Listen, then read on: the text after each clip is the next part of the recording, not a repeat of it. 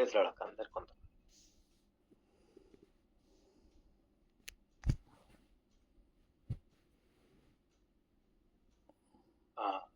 యుగేంద్ర అన్న praise lord అన్న.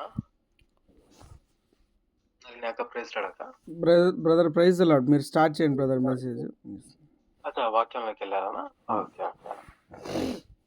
చిన్న మాట ప్రార్థన చేసుకొని మనం ముందుకెళ్దాము.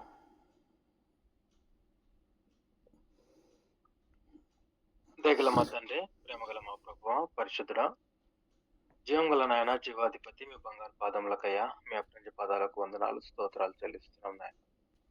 గడిచిన వారం అంతా కూడా కాపాడి మీ రెక్కల కింద భద్రపరిచి నాయన మరొక దినం మా జీవితంలో ఆయుష్ను పొడిగించి సజీవ లెక్కలో ఉంచారు. మీకు వందనాలు అయ్యా. మీ యొక్క ప్రేమకై, మీ యొక్క కృపకై తండ్రి వందనాలు చెల్లిస్తున్నాం.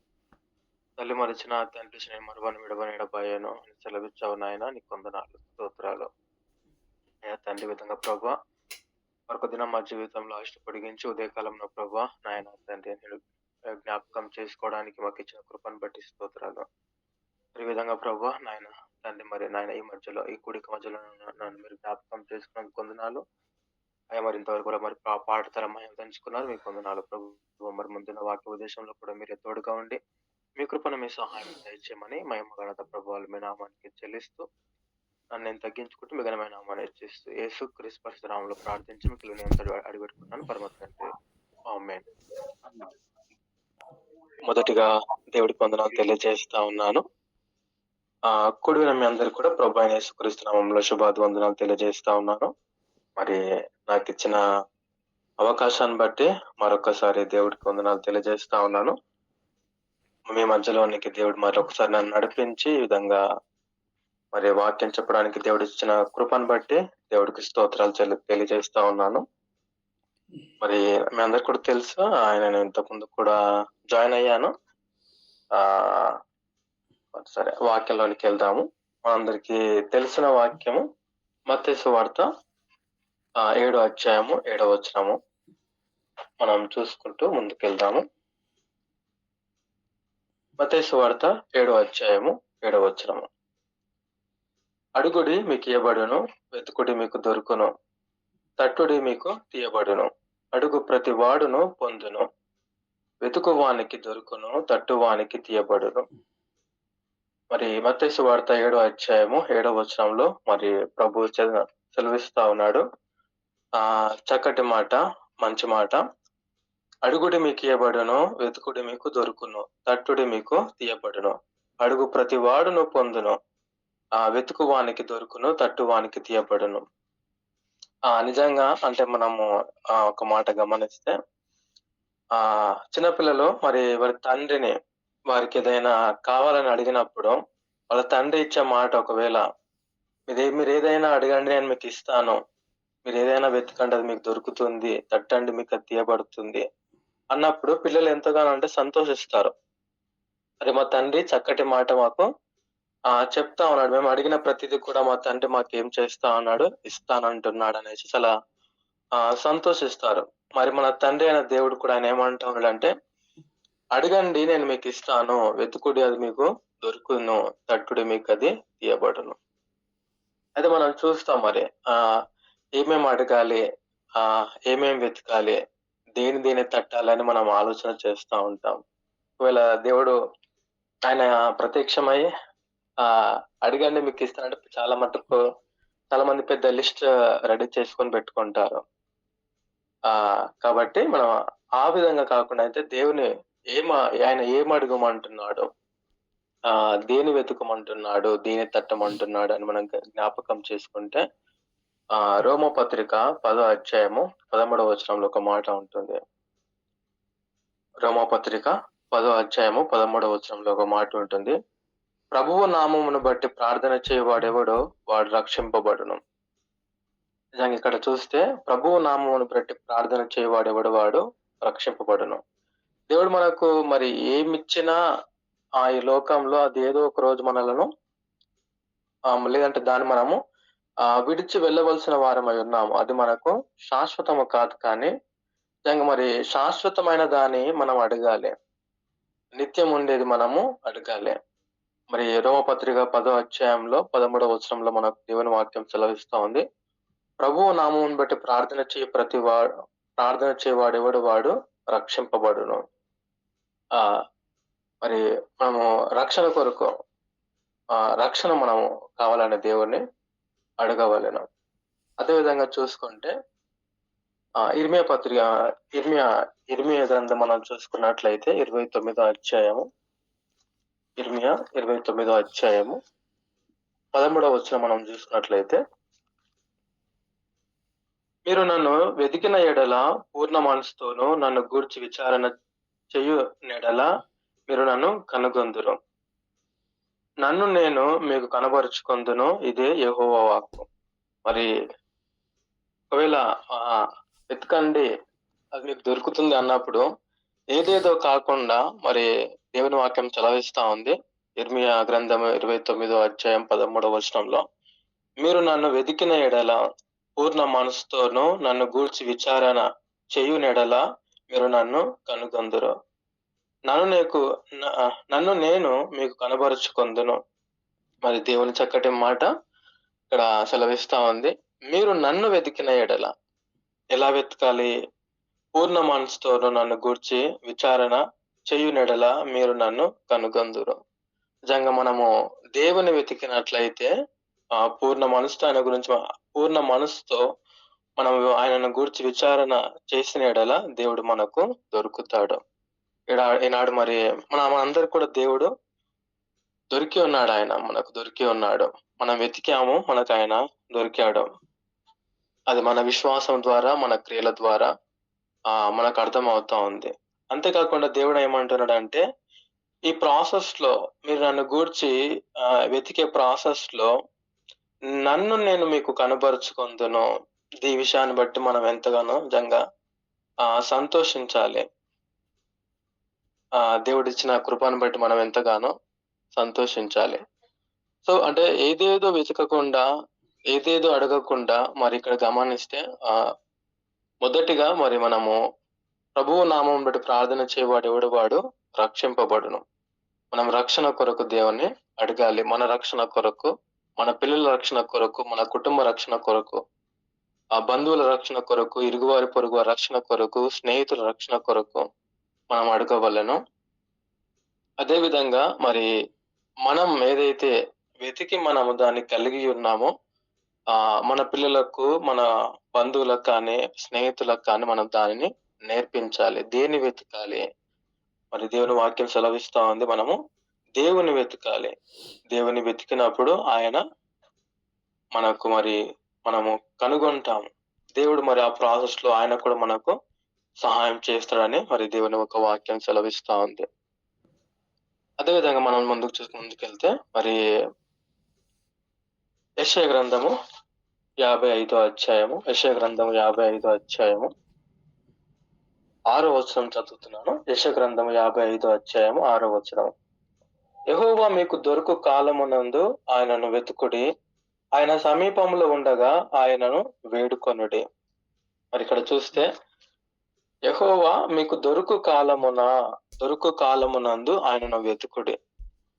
మరి నిజంగా ఏ కాలంలో దేవుడు దొరుకుతాడు? ఎండాకాలంలో దొరుకుతాడా? వానాకాలంలో దొరుకుతాడా? చలికాలంలో దొరుకుతాడా అనే ఆలోచన వస్తూ ఉంటది. మరి దేవుని వాక్యం చదువు, యెహోవా మీకు దొరుకు కాలమునందు ఆయనను వెతుకుడి. మరి ఏ కాలం అని అంటే మనకున్న 3 కాలాలు కాదు, కానీ మరి ఇదే ఆయన దొరుకు కాలము. ఆయన సమీపంలో ఉండగా ఆయనను వేడుకొనుడి. మరి ముఖ్యమైనది అంటే ఇంకేదేదో వెతకడం అని కాదు, కానీ ప్రధానమైనది, ప్రాముఖ్యమైనది మనము దేవుని వెతకాలి. మరి యెహోవా మీకు దొరుకు కాలమునందు ఆయనను వెతుకుడి. మరి ఇప్పుడు ఇదే సరైన కాలము, ఇదే సరైన దినము, ఇదే సరైన గడియ. ఆయనను వెతికే సమయము ఇదే. ఆయన సమీపముగా ఉండగా ఆయనను వేడుకొనుడి. మరి ఆ వెతుకుతూ ఆయనను కనుగొన్నప్పుడు, ఆయన సమీపంగా ఉన్నప్పుడు మరి ఆయనను వేడుకొనని దేవుడి వాక్యం సెలవిస్తా ఉంది. అయితే మరి ఎలా వెతకాలి? ఎలా ఆయనను మనము కనుగొంటాము అనే మాట మనం చూసుకుంటే, అదే యెషయా గ్రంథం 55 అధ్యాయంలో 7వ వచనంలో, భక్తిహీనులు తమ మార్గములను విడువవలెను. దుష్టులు తమ తలంపులను మానవలెను. వారు యెహోవా వైపు తిరిగిన ఎడల ఆయన వారి యందు జాలిపడును. వారు మన దేవుని వైపు తిరిగిన ఎడల ఆయన బహుగా క్షమించును. నిజంగా అంటే ఎలా దేవుణ్ణి మనము కనుగొనాలి? ఎలా మనం ఆయనను వెతకాలి? అంటే ఇక్కడ మరి 7వ వచనంలో, భక్తులు తమ మార్గమును విడువవలెను. దుష్టులు తమ తలంపులను మానవలెను. ఈ క్రియలు మరి మొదటిగా చేయ చేయవలసినవి. ఆ భక్తిహీనత నుండి మరి వాళ్ళు భక్తిహీనులుగా ఉన్నవారు మరి భక్తిపరులుగా వాళ్ళవ్వాలి. మరి దుష్టులు తమ తలంపులను చెడు తలంపులు కానీ, చెడు ఆలోచనలు కానీ వాటిని విడిచి యెహోవా వైపు తిరిగిన ఎడల ఆయన వారి యందు జాలిపడును. ఎప్పుడైతే మనము మరి మారు మనసు పొంది దానికి తగిన ఫలాలు ఎప్పుడైతే మనం ఫలిస్తా ఉంటామో దేవుడు మనకు దొరుకుతాడు. దేవుడు మనకు దొరుకుతాడు. ఆయనే మనకు ఎదురొస్తాడు. వారు మన దేవుని వైపు తిరిగిన యెడల ఆయన బహుగా క్షమించును. నిజంగా మరి అప్పటి వరకు మనం చేసిన పాపములు కావచ్చు, దోషములు కావచ్చు, అతిక్రమములు కావచ్చు, మరి దేవుని వాక్యం సెలవిస్తా ఉంది. మీరు మారు మనసు పొంది మరి ఆయన వైపు తిరిగిన యెడల ఆయన బహుగా క్షమించును. దేవుడు తప్పకుండా ఆయన క్షమిస్తాడు. సో మరి ఆయన దొరుకు కాలమున మనం ఆయనను వెతకాలి. మరి ఇదే ఆయన వెతికే కాలము. ఇదే ఆయనను మనము వెతికే కాలము. ఒకవేళ ఈ కాలంలో మనం ఆయనను వెతకకపోతే, ఒకవేళ ఈ కాలంలో మనం ఆయనను కనుగొనకపోతే, మరి దాని నుంచి వచ్చే పర్యవసాలు ఎలా ఉంటాయనేది కొన్ని వచనాలలో మనం చూసుకుందాము. ఇంకా నేను దేవునిలోనే ఉన్నాను అనే కొంతమంది, నేను దేవుని కలిగి ఉన్నాను అనే కొంతమంది మనం చూస్తా ఉంటాం. అంటే భ్రమలో ఉంటారు. కానీ వాళ్ళు చేసిన క్రియలు మారు మనసుకు తగిన ఫలాలు కనబడవు. ఒకసారి అదే విధంగా మనం చూసుకుంటే మత్తయి సువార్త 25 అధ్యాయము, మత్తయి సువార్త 25 అధ్యాయము. ఇక్కడ మనం చూసుకుంటే మొదటి నుంచి కొన్ని లేఖనాలు చూసుకుంటే ఇక్కడ మనకు మత్తయి సువార్త 25 అధ్యాయంలో మరి దేవుడు ఒక ఉపమానం తెలియజేస్తా ఉన్నాడు. మొదటి నుంచి, పరలోక రాజ్యము తమ దివిటీలను పట్టుకొని పెండ్లి కుమారుని ఎదుర్కొనుటకు బయలుదేరిన 10 మంది కన్యకలను పోలి ఉన్నది. వీరిలో 5 బుద్ధి లేని వారు, 5 బుద్ధి గలవారు. బుద్ధి లేని వారు తమ దివిటీలు పట్టుకొని తమతో కూడా నూనె తీసుకొని పోలేదు. బుద్ధి గలవారు తమ దివిటీలతో కూడా సిద్ధిలో నూనెను తీసుకొని పోయిరి. పెండ్లి కుమారుడు ఆలస్యము చేయగా వారందరూ కుడికి నిద్రించుచుండిరి. అర్ధరాత్రి వేళ ఇదిగో పెండ్లి కుమారుడు అతని ఎదుర్కొన రండి అని కేక వినబడెను. అప్పుడు ఆ కన్యకలు అందరూ లేచి తమ దివిటీలను చక్కబరిచి, కానీ బుద్ధి లేని ఆ కన్యకలు, మా దివిటీలు ఆరిపోవచ్చున్నవి గనుక మీ నూనెలో కొంచెం మాకియుడని బుద్ధి గల వారిని అడిగిరి. అందుకు బుద్ధి గల కన్యకలు, మాకును మీకును ఇది చాలదేమో, మీరు అమ్మవారి యొద్దకు పోయి కొనుక్కొనడని చెప్పిరి. వారు కొనబోవచ్చుండగా పెండ్లి కుమారుడు వచ్చెను. అప్పుడు సిద్ధపడి ఉన్నవారు అతనితో కూడా పెండ్లి విందుకు లోపలికి పోయిరి. అంతటా తలుపు వేయబడిన ఆ తరువాత తక్కిన కన్యకలు వచ్చి, అయ్యా అయ్యా, మాకు తలుపు తీయమని అడగగా, అతడు, మేము నెరగనని మీతో నిశ్చయముగా చెప్పుచున్నాను, ఆ దినమైనను గడి అయినను మీకు తెలియదు గనక మెలకువగా ఉండుడి. ఇది మనకందరు కూడా సుపరిచితమైన వాక్యము. మరి మత్తయి సువార్త 25 అధ్యాయంలో మరి 10 మంది కన్యకలు మనకు కనబడతా ఉన్నారు. 10 మంది కన్యకలు మనకు కనబడతా ఉన్నారు. మరి దేవుడు అక్కడ చూస్తే పెండ్లి కుమారుడు ఎదుర్కొన్నట్టు బయలుదేరిన 10 మంది కన్యకలు మనకు కనబడతా ఉన్నారు. వాళ్ళు ఎదుర్కొనడానికైతే వచ్చారు, కానీ ఇక్కడ చూస్తే మరి సిద్ధపాటు అనేది కనబడట్లేదు. మరి 5 మంది వారి దివిటీలతో పాటు దానికి సరిపడా నూనె కూడా తెచ్చుకున్నారు. ఇంకొక 5 మంది నిర్లక్ష్యం వహించి మరి నూనె తెచ్చుకోవడం వారు నిర్లక్ష్యం వహించరనేసి మనకిక్కడ అర్థమవుతా ఉంది. మరి దేవుడు కొద్దిగా పెళ్లి కుమారుడు కొద్దిగా ఆలస్యం అయ్యే టైంలో వాళ్ళ దగ్గర ఉన్న నూనె అయిపోవడము, మరి ఈ 5 మంది బుద్ధి గల వారిని అడుగుతా ఉన్నారు. మీ నూనె మాకు అందులో కొద్దిగా మాకివ్వండి అనేసి. వాళ్ళంటున్నారు ఇది చాలదేమో. అయితే వాళ్ళు చెప్తా ఉన్నారు, మీరు అమ్మవారి వద్దకు పోయి కొనుక్కునుడని చెప్పిరి. మరిక్కడ చూస్తే వారు కొనబోవుచుండగా పెండ్లి కుమారుడు వచ్చెను. అప్పుడు సిద్ధపడి ఉన్నవారు అతనితో కూడా పెండ్లి విందుకు లోపలికి పోయిరి. నిజంగా మనం చూస్తామనమాట. అంటే ఇక్కడ నేను అంటే ఎవరిని పాయింట్ ఔట్ చేయట్లేదు కానీ మనము బలపరుచుకోవడానికి మరొకసారి దేవుని వాక్యం జ్ఞాపకం చేస్తా ఉన్నాను. మనమందరం సిద్ధపడి ఉన్నామని మనం అనుకుంటా ఉంటాం. కానీ ఇక్కడ దేవుడి వాక్యం సెలవిస్తా ఉంది. ఒకసారి మనలను పరీక్షించుకోవాల్సిన అవసరము ఎంతగానో ఉంది. ఇక్కడ చూస్తే మరి పెండ్లి కుమారుడు వచ్చేసారు. వాళ్ళు కొనుక్కోవడానికి వాళ్ళు ఊర్లోనికెళ్లారు. అయితే పెండ్లి కుమారుడు వచ్చి మరి సిద్ధపడి ఉన్న వారిని ఆయన లోపలికి తీసుకున్నాడు. ఆ తర్వాత అంతట తలుపు వేయబడెను. ఆ తరువాత ఈ లైన్ అండర్‌లైన్ చేసుకోవాలా. ఆ తరువాత ఈ మాట నిజంగా నేను చదువుతా ఉన్నప్పుడు ఆ తరువాత అనే పదం నాకు చాలా భయం పుట్టిస్తా ఉంది. చాలా అంటే ఇంతవరకు పడ్డ ప్రయాసం అంతా కూడా నిజంగా ఇక్కడ చూస్తే ఆ తరువాత అనే పదము భయాన్ని పుట్టిస్తా ఉంది. ఆ తరువాత తక్కిన కన్యకలు వచ్చి అయ్యా! అయ్యా! మాకు తలుపు తీయమని అడగగా అతడు మిమ్మునెరగను మీతో నిశ్చయముగా చెప్పుచున్నాను. చూడండి మరి అంతవరకు వాళ్ళు ఎలా ఉన్నారో కానీ ఆ సమయము, ఆ దినము మరి దేవుని పెళ్లి కుమారుడు కొరకు సిద్ధపడి ఉన్న సమయంలో ఇక్కడ చూస్తే వాళ్ళు సిద్ధపడి లేరు. వాళ్ళు సిద్ధపడి లేరు వాళ్ళు. నిర్లక్ష్యము వహించారు. అయితే మరి తలుపు వేయబడిన తరువాత, ఆ తరువాత తక్కిన కన్యకులు వచ్చి అయ్యా! అయ్యా! మాకు తలుపు తీయమని అడగగా మరి వారు వేడుకుంటా ఉన్నారు. తలుపు వేయబడింది అప్పటికే. తలుపు వేయబడింది. ఆ తరువాత వాళ్ళొచ్చి అయ్యా! అయ్యా! తలుపు తీయమని వేడుకుంటా ఉన్నప్పుడు దేవుడు అంటా ఉన్నాడు, పెండ్లి కుమారుడు అంటా ఉన్నాడు, మిమ్మును ఎరుగను. మీతో నిశ్చయముగా చెప్పుచున్నాను. నిజంగా ఒక్కసారి దేవుడు ద్వారము మూసిన తర్వాత దాన్నెవడు కూడా తీయలేడు. తీయజాలడు.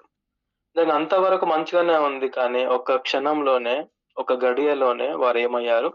విడువబడ్డారు. వాళ్ళు బ్రతిమాలుకుంటా ఉన్నారు దేవుడిని తలుపు తీయ్యయ్యా, తలుపు తీయ్యయ్యా. కానీ అప్పటికే సమయము అయిపోయింది. ద్వారము మూయబడింది. ఆ తర్వాత వాళ్ళెంత వేడుకున్నా కూడా దేవుడు అంటా ఉన్నాడు, మిమ్మును నేను ఎరుగను. మిమ్మును నేను ఎరుగను. మరొక మాట చూసుకుంటూ ముందుకెళ్దాము. అదే విధంగా లూకాసు వార్త 13వ అధ్యాయము.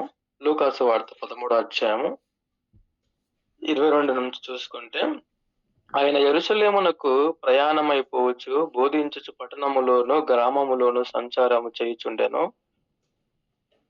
ఒకడు ప్రభువా రక్షణ పొందువారు కొద్దిమందేనా అని ఆయనను అడగగా ఆయన వారిని చూచి ఇరుకు ద్వారమున ప్రవేశింప పోరాడుడి, అనేకులు ప్రవేశింపజూతురు గాని వారి వలన కాదని మీతో చెప్పుచున్నాను. అదేవిధంగా 25వ వచనం చదువుతున్నాను. ఇంటి యజమానుడు లేచి తలుపు వేసిన తరువాత మీరు వెలుపల నిలిచి తలుపు తట్టి అయ్యా మాకు తలుపు తీయమని చెప్పనారంభించినప్పుడు ఆయన మీరెక్కడి వారో మిమ్మును ఎరుగనని ఉత్తరము మీతో చెప్పును. అందుకు మీరు మీ సమ్ముఖమందు మేము తిని త్రాగుచుంటిమే, నీవు మా వీధులలో బోధించితివి అని చెప్పసాగుదురు. అప్పుడు ఆయన మీరెక్కడి వారో మిమ్మును ఎరుగనని మీతో చెప్పుచున్నాను. అక్రమము చేయు మీరందరూ నా యొద్ద నుండి తొలగిపోడని చెప్పును. మరి నాడు మనమందరం కూడా మరి పరిచర్య చేసేవారు కానీ సువార్థికులు కానీ మరి దేవుని వాక్యాన్ని ప్రకటిస్తా ఉంటారు. చాలా మంది నిర్లక్ష్యం వహిస్తా ఉంటారు. అయితే మరి దేవుడు హెచ్చరిక చేస్తా ఉన్నాడు. మరి సమయం ఉన్నప్పుడే ఆయనను మనము కనుగొనాలి. సమయం ఉన్నప్పుడే మనం ఆయనను వెతకాలి. ఒక్కసారి సమయం అయిపోయిన తర్వాత ఇంకా ద్వారము వేయబడ్డ తర్వాత ఆయనను వెతికిన ప్రయోజనము లేదని మరి ఈ యొక్క లేఖనాల ద్వారా తెలియబడతా ఉంది. మరి రక్షణ పొందువారు కొద్దిమందేనా అని ఒకడు ఆయన అడుగుతా ఉన్నప్పుడు ఆయన అంటా ఉన్నాడు, ఆయన వారిని చూచి ఇరుకు ద్వారమున ప్రవేశింప పోరాడుడి. నిజంగా చాలా మందికి ఇష్టం ఉండదు. ఇరుకు ద్వారమున ప్రవేశించడము, కష్టాల గుంట ప్రవేశించడము, శ్రమల గుండా ప్రవేశించడం చాలా మందికి ఇష్టం ఉండదు. నాకెందుకు? నాకు అవసరమా? అనేసి కొంతమంది మధ్యలోనే మరి ఈ శ్రమలను వాళ్ళు తట్టుకోలేక ఆహ్, భరించలేక మరి వాళ్ళు మధ్యలోనే దేవుడిని విడిచిపెట్టి దూరం అవుతా ఉన్నారు. అయితే దేవుడు మాట్లాడుతా ఉన్నాడు, సెలవిస్తా ఉన్నాడు. ఇరుకు ద్వారమున ప్రవేశింప పోరాడుడి, కష్టపడండి దాని కొరకు. అనేకులు ప్రవేశింపజూతురు గాని వారి వలన కాదని మీతో చెప్పుచున్నాను. 25వ వచనం చూస్తే, ఇంటి యజమానుడు లేచి తలుపు వేసిన తరువాత మీరు వెలుపల నిలిచి తలుపు తట్టి సేమ్ బుద్ధి లేని కన్యకలు ఏ విధంగా అయితే మరి బయట నిలబడి వాళ్ళు తలుపు తట్టుతా ఉన్నారో, మరి దేవుని యొక్క రాకడలో ఆయనొచ్చిన తర్వాత కూడా చాలా మంది ఇలానే చేస్తా ఉన్నారు. అప్పుడు దేవుడు అంటా ఉన్నాడు, అయ్యా మాకు తలుపు తీయమని చెప్పనారంభించినప్పుడు ఆయన మీరెక్కడి వారో మిమ్మును ఎరుగను. నిజంగా ఇక్కడ చూస్తే వారు చాలా నిర్లక్ష్యం చేసినట్టుగా మనకి ఈ యొక్క మాటల ద్వారా అర్థమవుతా ఉంది. వారేమంటా ఉన్నారంటే, నీ సమ్ముఖమందు మేము తిని త్రాగుచుంటిమి, నీవు మా వీధులలో బోధించితివి అని చెప్పసాగుదురు. అంటే వాళ్ళు ఆయన వచ్చిన తర్వాత, తలుపు వేసిన తర్వాత వాళ్ళేమంటున్నారంటే, మా గురించి మీకు తెలియదా? మీరు మీరు మా వీధిలోనికొచ్చినప్పుడు మేము తిని త్రాగుచుంటిమే. మీరు మా వీధులలో బోధించలేదా? ఇక్కడ అర్థమవుతా ఉంది వాళ్ళు దేవుని మాటలు ఎంతగానో నిర్లక్ష్యం చేశారో మనకిక్కడ ఈ మాటల ద్వారా అర్థమవుతా ఉంది. కాబట్టి దేవుడు అంటా ఉన్నాడు, అప్పుడాయన మీరెక్కడి వారో మిమ్మును ఎరుగను. మీతో చెప్పుచున్నాను. అక్రమము చేయు మీరందరూ నా యొద్ద నుండి తొలగిపోండి. ఇక్కడ చూస్తే మళ్ళీ సమయం ఉన్నప్పుడే ఆయనను కనుగొనాలి. సమయం అయిపోయిన తరువాత ఆయనను కనుగొన ప్రయోజనము లేదు. చివరిగా ఒక మాట చెప్పి నేను ముగించేస్తాను. హెబ్రీ రాసిన పత్రిక మరి 12వ అధ్యాయము. హెబ్రీయులకు రాసిన పత్రిక 12వ అధ్యాయము 16వ వచనం మనం చదువుకున్నట్లయితే,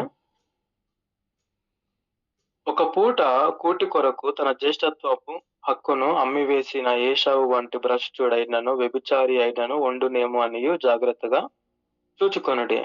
ఏశావు ఆ తరువాత మనం ఇందాక కూడా చూసాం కదా, ఆ తరువాత అనే పదం మనకి ఇక్కడ కూడా కనబడతా ఉంది. మరి ఏశావు మనందరికీ తెలుసు. ఒక పూట కూటి కొరకు తన యొక్క జ్యేష్ఠత్వపు హక్కును యాకోబుకు అమ్ముకున్నాడు ఏశావు. దాని ద్వారా మరి ఆశీర్వాదాలను కూడా యాకోబు పొందుకున్నాడు. అది ఇక్కడ చూస్తే ఒక పూట కూటి కొరకు తన జ్యేష్ఠత్వపు హక్కును అమ్మివేసిన ఏశావు వంటి భ్రష్టుడైనను వ్యభిచారి అయినను ఉండునేమో అని జాగ్రత్తగా చూచుకొనుడి. ఏశావు ఆ తరువాత ఆశీర్వాదము పొందగోరి కన్నీళ్లు విడిచుచు దాని కొసరము శ్రద్ధతో వెతికినను మారు మనసు పొంద అవకాశము దొరకక విసర్జింపబడేను అని మీరు ఎరుగుదురు. మరి ఈ లేఖనం ద్వారా కూడా మనకు అర్థమవుతా ఉంది, మరి ఏశావు మరి కోల్పోయాడా? తండ్రిని అడిగాడు ఏమైనా ఆశీర్వాదాలు ఉన్నాయా అని. లేదు, అన్నీ అయిపోయాయి అని చెప్పాడు. ఒక పూట కూటి కొరకు అమ్మి వేసుకున్నాడు. లెక్క ప్రకారంగా అది యాకోబుకే చెందాలి, ఎందుకంటే ఆయన జ్యేష్ఠత్వపు హక్కును అమ్మి వేసుకున్నాడు. మరి ఇక్కడ చూస్తే 17వ వచనంలో ఏశావు ఆ తరువాత ఆశీర్వాదము పొందగోరి కన్నీళ్లు విడుచుచు దాని కోసం శ్రద్ధతో వెతికినను మారు మనసు పొందిన అవకాశము దొరకకపోయాను. అతడు విసర్జింపబడినని దేవుని వాక్యం సెలవిస్తా ఉంది. మనం తెలిసిన ఒక సామెత ఉంది కదా, చేతులు కాలాక ఆకులు పట్టుకుంటే ప్రయోజనము లేదు. మరి ఈ యొక్క మాటల ద్వారా మరి నేను తెలియజేయాలని ఏమనుకుంటున్నానంటే, మనము దేవుని వెతకాలి. మనము వెతకాలి. మన ఇంటి వారిని కూడా మనము వారికి చెప్పాలి. మన పిల్లలకు చెప్పాలి, మన బంధువులకు చెప్పాలి, స్నేహితులకు చెప్పాలి, ప్రతి ఒక్కరికి చెప్పాలి. దేవుని గురించి చెప్పాలి. మనం ఏ విధంగా అయితే దేవుణ్ణి కనుగొన్నామో వారికి కూడా దేవుణ్ణి పరిచయం చేయాలి. ఎందుకంటే మరి ఈ 3 లేఖనాల ద్వారా మనకేమో ఏశావు కానీ, తర్వాత మరి అక్కడ ఇంటి యజమానుడు తలుపు వేసిన తర్వాత మరి వెలుపల ఉన్న వారి పరిస్థితి మనం చూస్తా ఉన్నాము. ఏశావు మనం చూస్తా ఉన్నాము, బుద్ధి లేని కన్యకలను మనం చూస్తా ఉన్నాము. ఆ తరువాత మరి దేవుడు వచ్చిన తరువాత, మరి ద్వారాలు వేయబడ్డ తరువాత మరి దాన్ని ఎవరు కూడా ఆ తర్వాత మరి ఎంత ఏడ్చినా కూడా మరి ఇక్కడ చూస్తే ఏశావు శ్రద్ధతో వెతికినాను. అవకాశం లేదు అతనికి. మారు మనసు పొందిన అవకాశం అతనికి లేదు. కాబట్టి మరి ముందుగానే శ్రద్ధతో వెతికి ఆహ్, మరి సిద్ధపాటు కలిగి, బుద్ధి కలిగి, మరి బుద్ధి కలిగే విధంగా అయితే సిద్ధపాటు కలిగి ఉన్నారు. ఇక్కడ చూస్తే ఏశావు ఆ తరువాత శ్రద్ధతో వెతికినను. మరి తరువాత కంటే ముందే అతను జాగ్రత్త పడి ఉంటే బాగుండేది. కాబట్టి మరి చివరిగా దేవుని వాక్యాలు సెలవిస్తా ఉన్నాయి. మరి ఇప్పుడే ఇదే సమయము మనమందరం మరి ఏ విధంగా అయితే దేవుడిని కనుగొన్నామో, ఇంకా కనుగొంటున్నామో, ఆయనతో సహవాసం చేస్తా ఉన్నాం. కనుగొనడం అంటే దేవునితో సహవాసం చేయడమే. ప్రార్థన చేయడము, వాక్యం చదవడము, ఈ విధంగా సమాజంతో సహవాసం చేయడము, ఆయనను కలిగి ఉండడము. మరి ఈ ప్రాసెస్‌లో మనము కలిగి ఉన్నది గట్టిగా పట్టుకోవాలని దేవుని వాక్యం సెలవిస్తా ఉంది. మీరు కలిగి ఉన్నది గట్టిగా పట్టుకొనుడి అని దేవుని వాక్యం సెలవిస్తా ఉంది గనక, మరి ఏశావు గతి మనకు ఒక పాఠం నేర్పిస్తా ఉంది. తర్వాత మరి యజమానుడు ఇంటి బయట ఉన్న వారిని బట్టి మనకు దేవుడు ఒక పాఠం నేర్పిస్తా ఉన్నాడు. బుద్ధి లేని కన్యకలను బట్టి దేవుడు మనకొక పాఠాన్ని నేర్పిస్తా ఉన్నాడు. ఇక్కడ చూస్తే 3 రిఫరెన్స్‌లో కూడా ఆ తరువాత వారు పొందగోరాడు ఆశపడ్డారు. మరి ఇక్కడ చూస్తే ఆ తరువాత వెలుపల నిలిచిన వారు తలుపు తడుతా ఉన్నారు. ఇక్కడ చూస్తే ఆ తర్వాత తక్కిన కన్యకలు వచ్చి అయ్యా! అయ్యా! అంటా ఉన్నారు కానీ ప్రయోజనము లేదు. మరి దేవుడు ఆయన రాకడకు ముందే ఆయన కనికరిస్తాడు, జాలిపడతాడు. కానీ ఒక్కసారి ఆయన వచ్చిన తరువాత మళ్ళీ ఆయన మాట తప్పడాయన. ఇంకా న్యాయవంతుడు. ఆయన ముందుగానే చెప్పాడు గనక ఏదైతే చెప్పాడో దాని ప్రకారంగా ఆయన చేస్తాడు.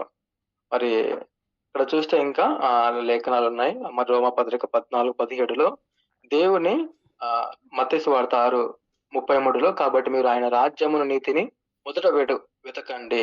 అదేవిధంగా రోమా 14:17లో దేవుని రాజ్యము భోజనము పానము కాదు గాని నీతియు సమాధానము పరిశుద్ధాత్మయందలి ఆనందమునై ఉన్నది.